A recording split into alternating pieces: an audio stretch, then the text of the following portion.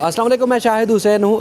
आज जो है वो तीन खबरें बतानी हैं, ख़ासतौर पर क्राइम से रिलेटेड हैं। बड़ी खबरें हैं। सबसे पहली जो खबर है, सिंध में कुत्तों का राज है और हम हमेशा रिपोर्ट करते रहे हैं। सिंध हाई कोर्ट में जो कुत्तों के ख़िलाफ़ कार्रवाई से मुतालिक केसेस जो है वो सामने आते रहे। उसके बाद फिर दूसरा जो सदर के इलाके में खातून ने अपने शोहर को टुकड़े कर दिए थे। आज मज़ीद जो है पेशरफ्त सामने आई है, मज़ीद चीज़ें सामने आई हैं। और उसके बाद फिर secretary Sindh bar council Irfan Mahar के कत्ल के हवाले से भी इंतहाई अहम तरीन अपडेट्स हमारे साथ हैं। आज वो आपसे डिस्कस करेंगे, क्योंकि अदालतों में हड़ताल देखने में आई थी और अदालती अमूर मुअत्तल हो गए थे, लेकिन पता चला कि वो ज़ाती मामला था। उस हवाले से भी आपके सामने अपडेट रखेंगे। सर भाई, आपको मैं अपने चैनल पर वेलकम करता हूँ। बहुत ज़्यादा लोग आपकी जो व्यूज़ होते हैं उसको पसंद करते हैं, अप्रिशिएट करते हैं। मैंने एक बार फिर इसलिए आपको जहमत दी। हम एक अरसे से रिपोर्ट करते रहे हैं सिंध हाई कोर्ट में कि कुत्तों का राज है और कुत्तों के ख़िलाफ़ कार्रवाई से मुताल्लिक न सिर्फ कराची जैसे शहर में बल्कि इंटीरियर में सखर और दीगर शहरों में भी अदालतों में केसेस आए।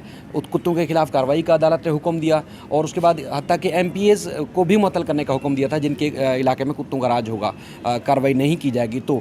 लेकिन उसके बाद फिर हम देखते हैं कि सूबाई हुकूमत कार्रवाई करने के बजाय मज़ीद चीज़ें सामने आ रही हैं। और आज दोहरी चीज़ जिसमें सामने आई है, एक में बच्चा जो दवाई कुत्तों को डालनी थी वो एक बच्चा खा गया, जाँ भाग हो गया। कितना बड़ा एक संगीन गफलत लापरवाही है। दूसरा, सिंध हुकूमत चाहती क्या है, यानी कि दो कानून क्यों हैं कि कहीं चाहते हैं कि कुत्तों को मारा जा रहा है और कहीं कहते हैं कि कुत्तों को नस्ल कशी की जाएगी। तो क्या चाह रहे हैं कि मतलब कुत्तों को मार रहे हैं या इसी तरह बंदे ही मरते रहेंगे? इस तरफ आ जाइएगा।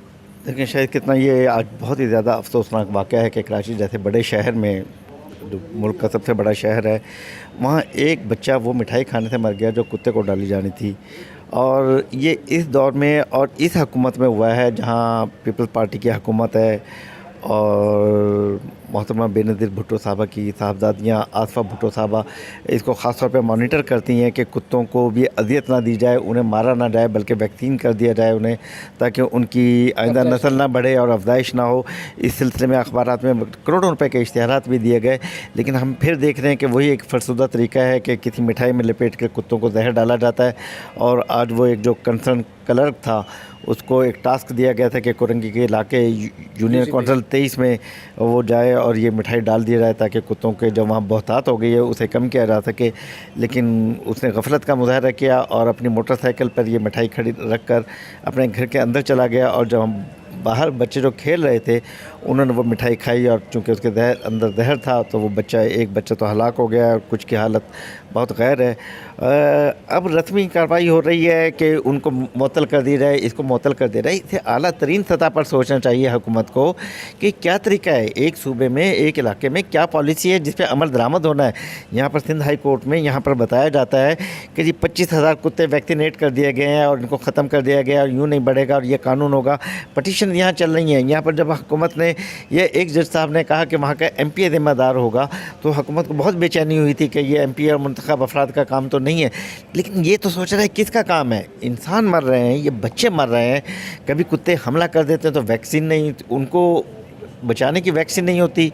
अब कुत्तों को मारने के लिए वैक्सीन नहीं है, उनकी नस्ल कशी रोकने के लिए वैक्सीन नहीं है। क्या है, कोई पॉलिसी है? क्या इंसानों को, बच्चों को कोई फोकस किया जाता है सिंध में कि इनकी जान बचाई जाए, इनको किस तरीके से बचाया जाए? कुछ नहीं है, सिर्फ एक सियासी जोड़ तोड़ और एक कल्चर चल रहा है कि रवायती तरीके से जो काम हो रहे हैं कि अफसरान, लेकिन इंसानों पर, बच्चों पर और ये कोई तवज्जो नहीं दी जा रही है कि कानून साजी क्या होती है। बस अदालत का एक हुक्म आता है, सरकारी अफसरान यस सर कर जाते हैं, अदालत को मुतमईन करते हैं। अदालत एक कमरे में बैठी होती है, 2 जज साहबान बस उन्हें रिपोर्ट पेश कर देते हैं कि जी 25,000 कुत्ते मार दिए गए हैं और ये नहीं होगा। लेकिन अभी देखेंगे बच्चा मर गया जहर खाने थे।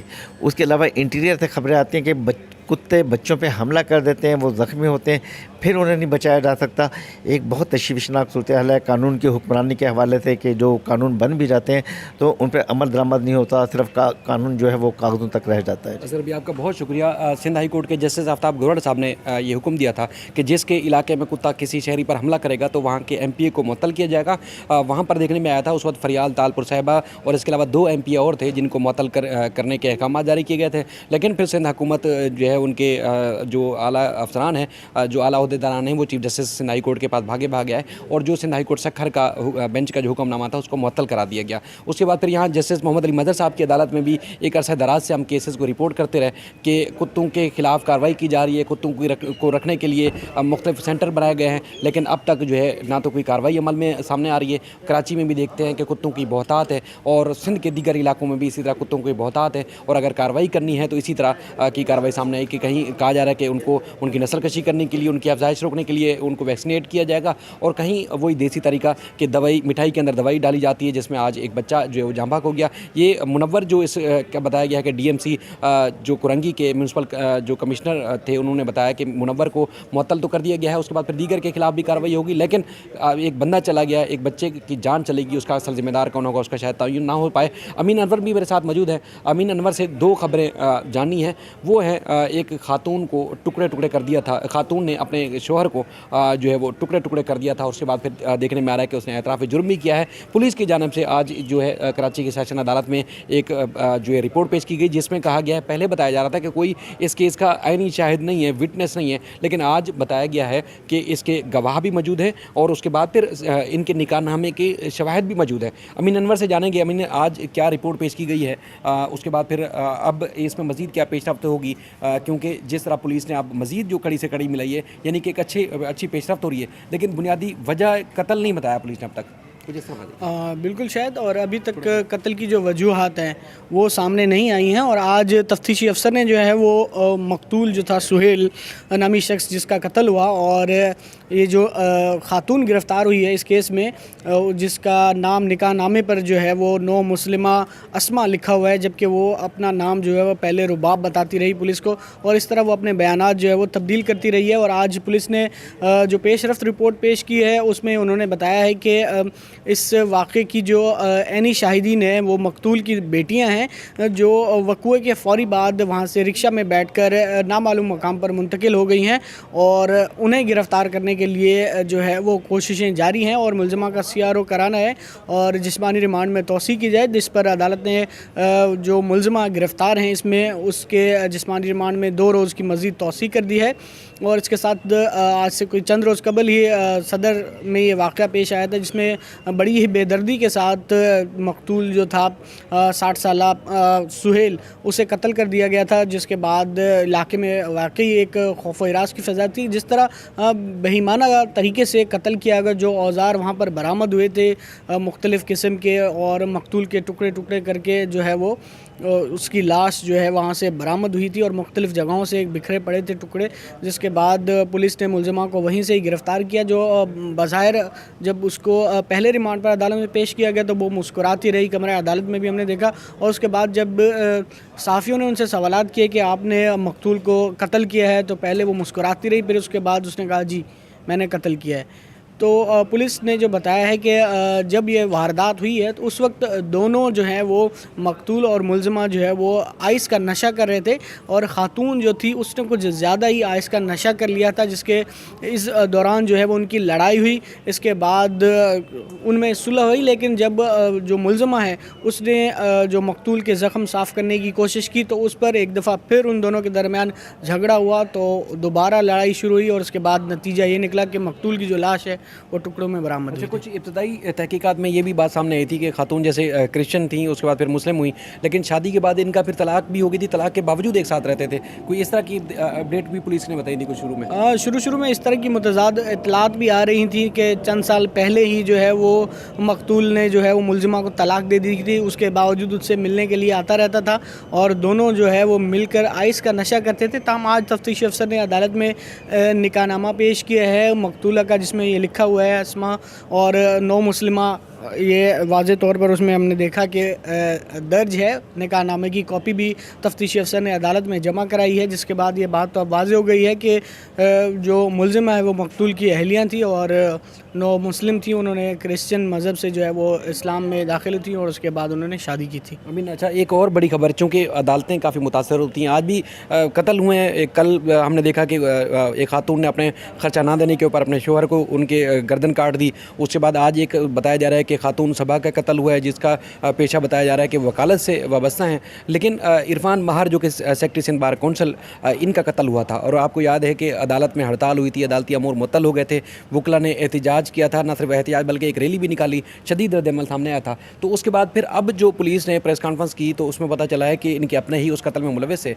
कौन कौन मुलव्विस था और उसमें क्या क्या चीज़ें ऐसी हैं जो सामने आई हैं और वजह कत्ल उसकी क्या बनी कि इरफान महार को क्यों कत्ल किया गया था? जी शायद ये 1 दिसंबर को सुबह कोई 7:30 पौने 8 बजे के करीब गुलिस्तान जौहर ब्लॉक 13 में secretary Sindh bar council Irfan Mahar को जो है वो नामालूम, इब्तदा में तो यही बताया गया, नामालूम मोटरसाइकिल सवारों ने फायरिंग का निशाना बनाया जिसके बाद वो जाम भाग हो गए थे। उसके बाद अदालतों में हमने देखा कि फौरी तौर पर अदालतों के बाइकआउट का ऐलान किया गया क्योंकि सिंध बार कौंसिल जो है वो पूरे सूबे की बार है और तमाम जो वकला होते हैं वहाँ इनरोल्ड होते हैं और सिंध बार कौंसिल ने स्ट्राइक कॉल की थी जिसके बाद वकला ने अदालतों का मुकम्मल बाइकआउट किया। ना सिर्फ फिर कराची बार एसोसिएशन की तरफ से एक एहतजाजी रैली भी निकाली गई थी सिटी कोर्ट से प्रेस क्लब तक और वकला ने जो है वो कातिलों की गिरफ्तारी का मुतालबा किया था। उसके साथ सिंध बार कौंसिल ने हमने देखा था कि 2 रोज़ का अल्टीमेटम दिया था और उसके बाद chief justice Sindh high court ने जो है वो मकामी अखबार की खबर पे आपको याद होगा कि इरफान महर के कत्ल का नोटिस लिया था जिसके बाद CTD ने जो है वो अपनी इंटेलिजेंस कार्रवाई और जियो फेंसिंग के ज़रिए 12 दिसंबर को एक प्रेस कॉन्फ्रेंस की और जिसमें उन्होंने इरफान महर के कातिलों के बारे में बताया और उन्होंने बताया कि इरफान महर का जो कत्ल है वो ज़ाती दुश्मनी की वजह से हुआ है और इसमें उनकी जो अहलियाँ हैं वो मुलव्विस हैं और जो वारदात सर अंजाम दी है वो उनके साले गुलाम अकबर जिसका नाम बताया जा रहा है प्रेस रिलीज़ में, उन्होंने जो है वो सर अंजाम दी है और यही बताया गया ज़ाती दुश्मनी था।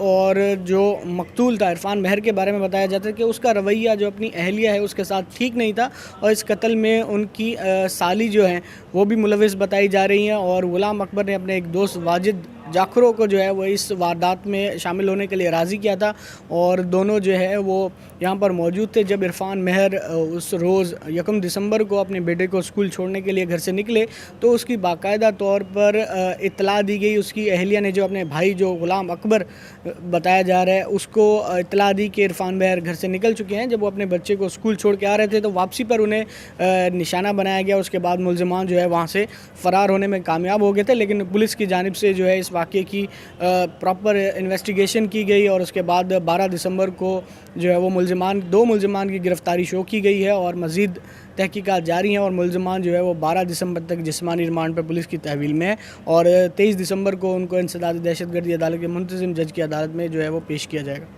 अमीन आपका बहुत शुक्रिया। पुलिस की जानिब से जिस तरह बताया गया था कि इसके कत्ल की वारदात के लिए इरफान महर की अहलिया ने 1,60,000 अपने भाई को अदा किए और उसके भाई ने उन्हीं पैसों से वो 125 खरीदी जिसके ऊपर वो कत्ल की वारदात करने के लिए पहुंचा था गुलिस्तान जौहर के इलाके में। और उसके बाद फिर जो गुलाम अकबर हैं उनका ताल्लुक जो है वो महकमा एजुकेशन सिंध से बताया जाता है। पुलिस ने CTD ने जिस तरह इस कत्ल की वारदात के ऊपर इंतहाई बारीकबीनी से जिस तरह तहकीकात की और तफ्तीश का इख्तियार वसी किया तो यानी कि बहुत कम टाइम में उन्होंने कातिलों तक पहुँचे और उनको पकड़ भी लिया। तो और भी इस तरह की वारदातें क्योंकि कराची में सिंध में आम होती हैं, पुलिस अगर वाकई ही संजीदगी से और बारीकबीनी से तमाम जो वारदातें होती हैं उनका जायज़ा ले तो शायद ऐसा जो है वो मज़ीद जो दहशतगर्दी की और ख़ास तौर पर टारगेट किलिंग की और इस तरह कत्ल गारतगिरी की वारदातें होती हैं तो वो कम हो सके। मज़ीद भी इस सिलसिले में जो भी अपडेट्स होंगे आपके सामने रखते रहेंगे। अल्लाह ताला इस शहर का, इस सूबे का और इस मुल्क का हामी नासिर हो। अल्लाह हाफ़िज़।